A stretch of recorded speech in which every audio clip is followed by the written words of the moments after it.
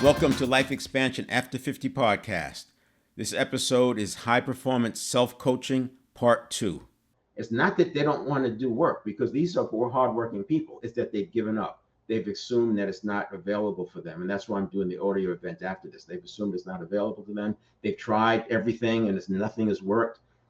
But what's interesting is, I bet if you go back and look at some of the things you've tried, it probably works as good as a placebo does, right? A placebo. And there are some medications, some prescription medications in the US that they don't even give the medication. They give the placebo because it works. And it's working 30% of the time. And I bet if you look at some of your practices, whether it's visualization or affirmations, it may reach that 30% level. So it's not that it doesn't work, but what I have with the 7 Fitness series is higher than that, because my standard was that it needed to be reliable. And I need something above 80% for it to be reliable. Now, pulling it all together, 7 Fitness areas. So we talk about this is like the 95% that we're running our lives. And I call it's like being in the Matrix, right? You take that red pill and then you can get across here. And this is where that cognitive dissonance happens. And this cognitive dissonance can happen for weeks. I say it takes 3 to 6 months to cross this barrier because of all the cognitive dissonance. And I'll talk about it in a future slide. And then the next problem is all this is possibility. See, even though this was 95% by habit, it's the known, and we're comfortable with it. And it makes it easy for us to get up and face that lion and tiger every day. But when you get up in here, in this area, and the subconscious is threatened by the unfamiliar, it gets scary. That has to be addressed. And I've had people get up here and then they talk themselves into dropping. They just can't handle it. It's like there's so much stress because they're waiting for the other shoe to drop. And that's why, again, we have to do the laps. But sometimes you have to push against that to find out where the weakness is. We don't know where the weakness is going to come from. And that's why this takes 3 to 6 months sometimes to get across the barrier. I don't know where their triggers are going to be. So I covered this, the conscious mind thinking processes at 50 bits per second, reaction time of 500 milliseconds, so a half a second. To put that in perspective, a cat has a reaction time of about 50 to 80 milliseconds. So 1/5 of our conscious mind. By the time we're even thinking that it's a thing, the cat's already jumped out of the way. The subconscious is closer to the cat. It's 250 milliseconds. So the subconscious has a reaction time of about 1/4 of a second. Dogs have a reaction time, which is the subconscious, of about equivalent, because it's nervous systems like muscle memory, but muscle memory is really nervous system memory, because the memory is not in the muscle, it's in the neurons that are firing. And when they're wrapped with myelin, they fire faster, more accurately, more consistently. And that's where your nervous system memory comes from. And that's where you're able to do that same action with the muscles, even under stress. Now, you see the speed there, 11 million bits per second. And that's why the subconscious is so fast. So I mentioned watching your life flash before your eyes. That's gives you an idea of how fast that processing is, which is why that initial triggering can happen so fast before you even think about it, which is why we go back in the emotional area. And we train the subconscious to actually process differently, because the subconscious has been programmed by ourselves to look for risks and threats and danger. And because of that bias, it takes things that are neutral and looks at the worst case scenario. So you can have the exact thing that you want, and immediately the subconscious is looking at the yeah, but, and then finding out the difficulty. So we've got to stop that. Now, it doesn't mean we're going to stop the bad information or the risks and threats from coming through. You'll have that. But what's going to happen is you won't be triggered by things that are benign. So this is what the normal process looks like for stimulus response. You have a stimulus, and this is consistent with what he talks about in Atomic Habits, James Clear. He talks about the cue. He calls it the cue. So you got the stimulus, and then you have a reaction time, as I said, about 1/4 of a second. Now this gets down to about 150 milliseconds.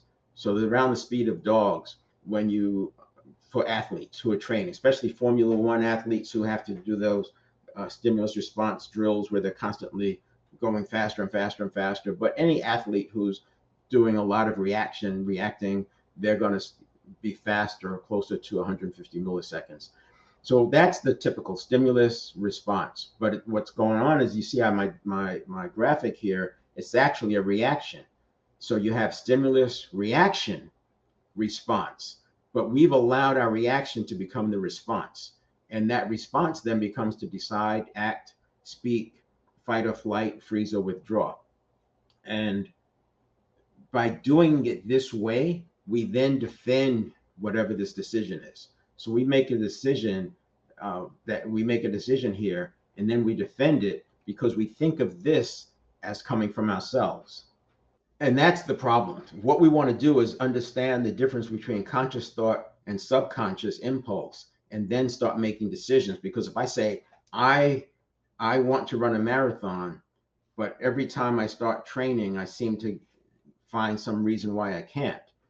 That's not me.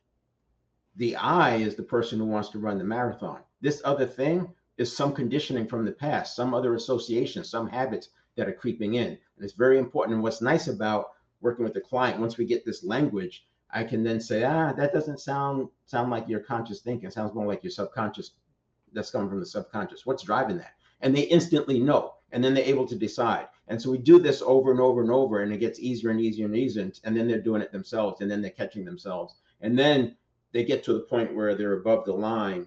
And I would say for a lot of them, they're still a little bit nervous because it's this unfamiliar, it's the cognitive dissonance. But you spend a year up there and it becomes a way of life.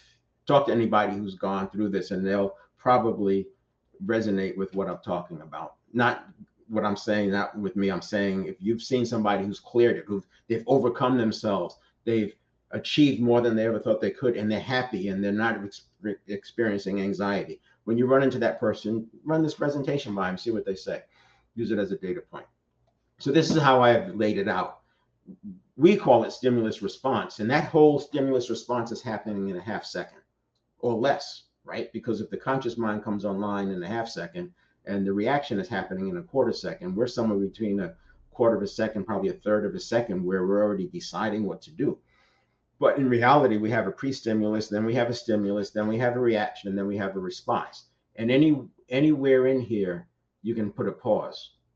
And not only can you put a pause, and here's what I do recommend, especially if you're staying in operations, you just want to have a happy life just as you are, you don't want to change anything. This is not the conversation, right? It doesn't matter.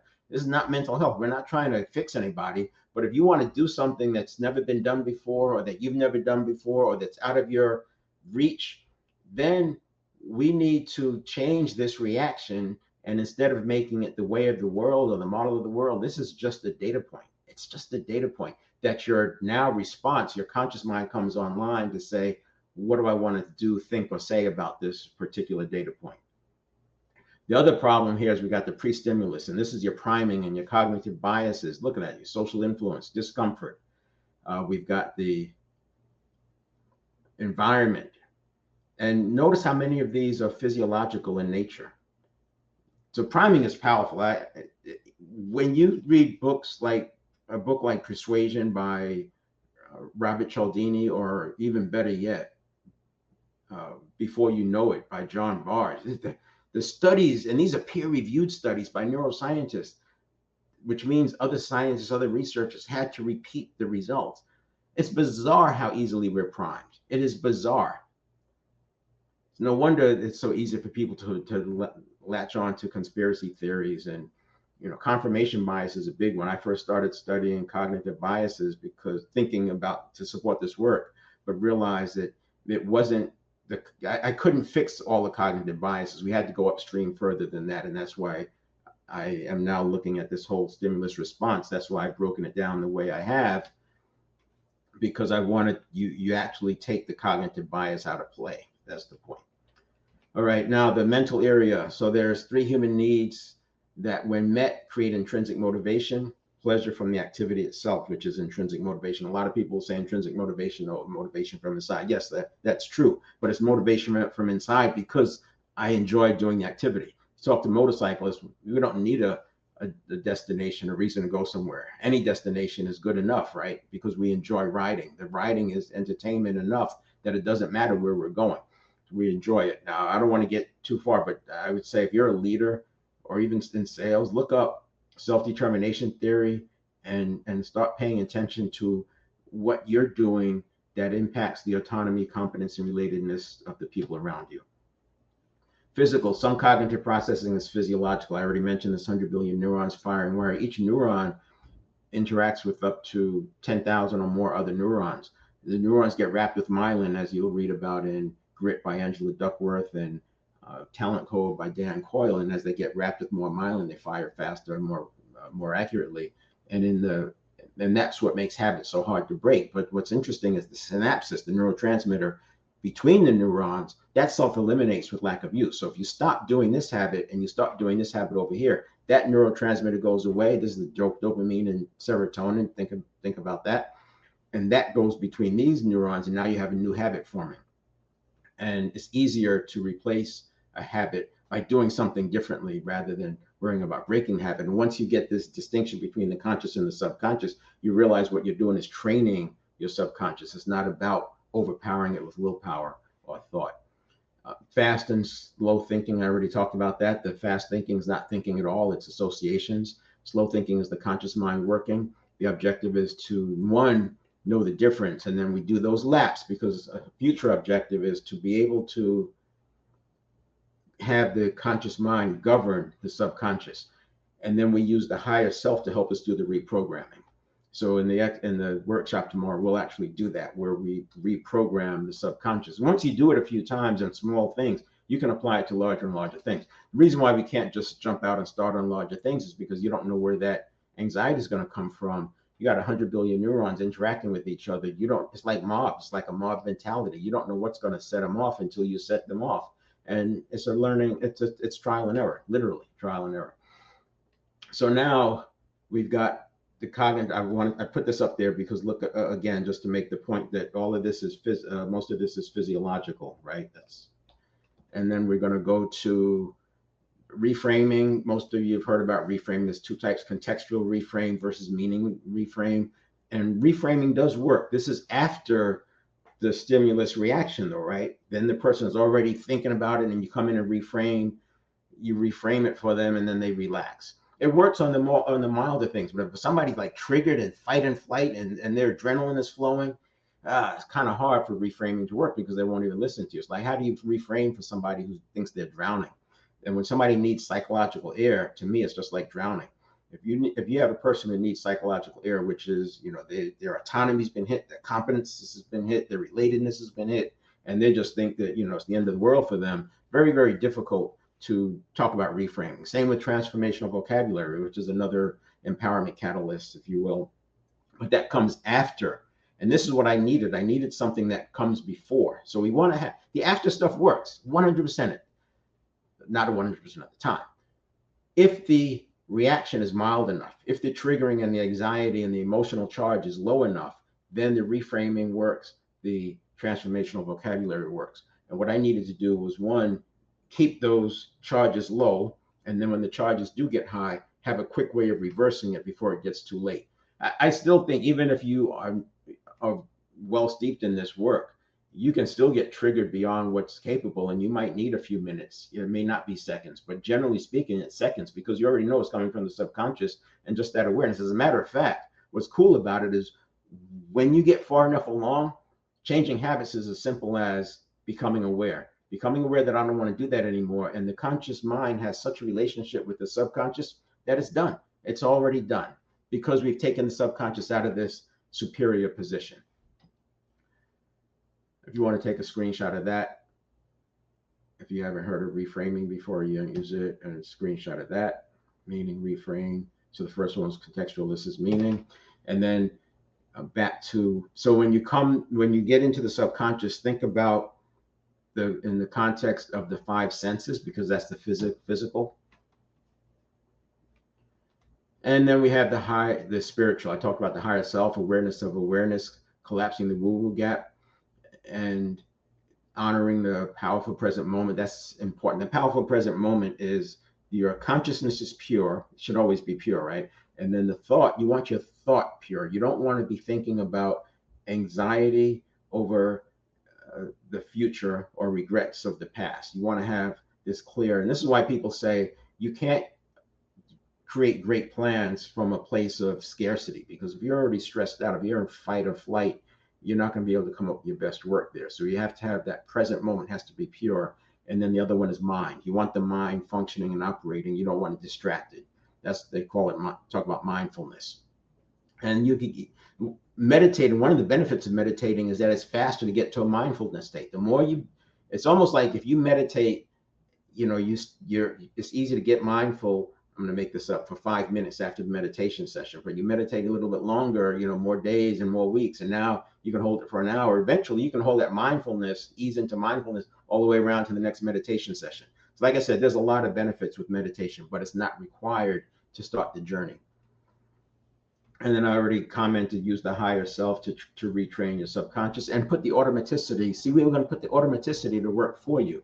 We've all seen the automaticity of the subconscious. Now we're going to put the automaticity to work for us.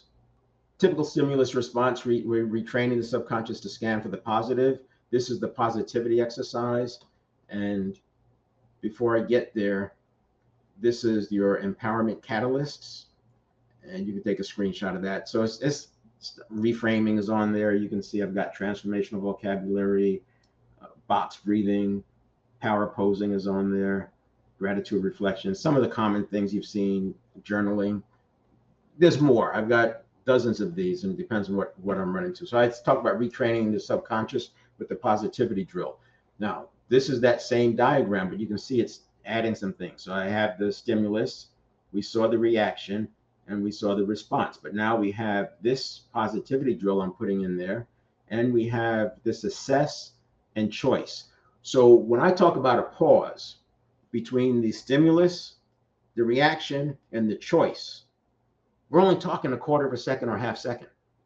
A half second is enough of a pause to not be triggered, because you're making the reaction a data point. You're making this a data point, and then you assess it to see, what do I want to do about this data point? Do I want to do it? Maybe I'll delay it. Maybe I'll dump it because it doesn't matter, or delegate it. I'll give it to somebody else, another team, or I'll handle it at another time in a meeting, whatever. And then we have the positivity training. This goes into more depth, of course, when I'm working with the client. But the positivity drill, you start with a negative experience, so you get a flat tire. Now we're training the subconscious. This is not an intellectual exercise that you're learning to do something differently. This is you retraining your subconscious. So literally 3 times a day, come up with 3 different incidents. Start small, easy. Do it 3 times a day. When I did it with meals, and come up with a negative experience and immediately flip to the more positive, to the larger positive context. So in this case, the car. I couldn't have a flat tire if I didn't have a car. So I'm very grateful to have a car. So when your subconscious is trained and taught to look at danger and threat in the context of this because of something I wanted. See, at one point, having a car was a goal. Now I reached the goal, but it comes along with some things like putting gas in it and getting flat tires. It's not reframing. It's not positive mental attitude. It's not willpower. It's not suppression. You're literally spending time retraining your subconscious to have a negative thought, flip to the more positive one. So now you have step 1, think of a bad experience. Step 2, quickly switch to the larger positive context. Step 3, let that bad experience fade into the presence of the larger positive context. And so this part here happens if you're doing, let's say you're doing 30 seconds, this part here is in 5 seconds, and then you're basking in it for 25 seconds. So in a minute and a half, 2-3 minutes, you can have this exercise done. And then, like I said, 3 times, right? 3 different incidents, and it'll get faster and faster. And then also practice it during real life to get used to it. And there's the summary. You can screenshot that. Just go through those steps. You can literally do this 3 times a day. In 6 weeks, you'll see your life will be on a different trajectory. Why? Because we've done this. We put in a positivity step. So now instead of getting 70% of my stimuli coming in as negative, only 30% are coming in, and I have more capacity to make those assessments. And then the emotional part, in her book, Joan Rosenberg talks about all the negative emotions can be distilled to these 8. And the reason why to come to these 8 is because if you don't label it, you run the risk of everything just being anxiety, and then everything is just bad. And this is where people say there's nothing good. By labeling it, you can now do something about it. See, you do something different between sadness or shame or helplessness or anger. But if it's all anxiety, all you do is fight, flight, freeze, or faint. So the exercise is this. This is what we're going to put in here. So this was the prevention. We have positivity as prevention. And now we're going to put in a new habit on the emotional side. So when you do get triggered, you can turn it around quickly. So you want to locate that emotion. Where is it? Where do I feel it? And this gets you to acknowledge it. You're starting to think about it. You're accepting it. You're not suppressing it. You're curious about it. And then you label it. Give it one of these 8. And, I'm going to trust Joan Rosenberg. Why do I need to come up with more? Which one of the 8? And then what's the lesson from it? So locate L, label L, learn. And this happens in seconds. And the basis of this is that emotions were never meant to be dwelled upon or harbored. If it's energy and motion, it's flowing through 90 seconds, it's done. When you stick and hold on to an emotion, it becomes a feeling. Now it's in your network of neurons and it's ready to be called up by the next anxious thought that you have. Let those emotions pass through. Now, in the beginning, when working with the client, we have to process a lot of these emotions, and I give them cues and things like cancel, and stuff like that. And that's just wisdom. You have to teach them some cues to where these negative thoughts come up. They have a quick way of disposing them, not suppressing, but disposing. Why bring up something negative that happened 30 years ago? Why let that impact your thinking? It's wisdom, or it's just something you cancel, or if it had nothing to do with you, if you learned from it, it's wisdom. If it had nothing to do with you, you just cancel it. And if it did have something to do with you, you just made a mistake. You did your best, but you made a mistake. Change the philosophy about it. So yeah, some things don't work, some things work, some things don't. Anyway, that's more about getting that person to unpack all of those emotions that keep coming up, as you can imagine. So we talked about the infinite possibilities. I've talked about this slide some, where, this is the happy area, comfort zone. We break through, I mentioned breaking through that barrier. And notice I have good experiences in here. Some of these you would expect, bad experiences, things people said to us, getting cheated, betrayed, whatever. But there's good experiences. Sometimes something works so well that we're not willing to do anything else. This is where superstitions come from. And people just get locked in and no, I can't do it that way, because if I don't do it this way, it doesn't work. And it's all false. It's all false because the subconscious has made that association so strong. And then you have the emotion with it. And maybe, I talk about intensity, duration, repetition. Those are the 3 things that are going to drive your conditioning. And if you have enough intensity, it could be a very small thing that gets deeply conditioned. And then I talked about the unfamiliar and the unknown. So infinite possibilities. It can be daunting up here because that's that cognitive dissonance is going to keep kicking in. But remember, you can't break through into a new paradigm, a new reality, a new designed life without breaking from the past. So understand it's cognitive dissonance. Don't mistake it for anxiety, and then you can work with it. The principles and frameworks during the transition, I mentioned that. So we're going to use frameworks, best practices, and principles. And then we want to focus on our strengths and consistency. So we're not going to chase every opportunity. We're not going to react to every threat because most of them don't matter. If we're focused on principles, strengths, and simplicity, it's going to work out. Companies who are in operational excellence know this. They just keep doing their thing. Now, every once in a while, something needs their attention, and you'll have ways of doing that by looking at your KPIs. But as long as it's kind of within this zone, we just keep operating. Then when it starts getting out of that zone, okay, maybe it's time to do a pivot. This becomes a project. Then with operational excellence, it gets to that place. Maybe we do a project or a pivot. And that's what I have here, the projects and pivots and operational focus. But that's it for now, and we'll see you next time. Thank you for joining.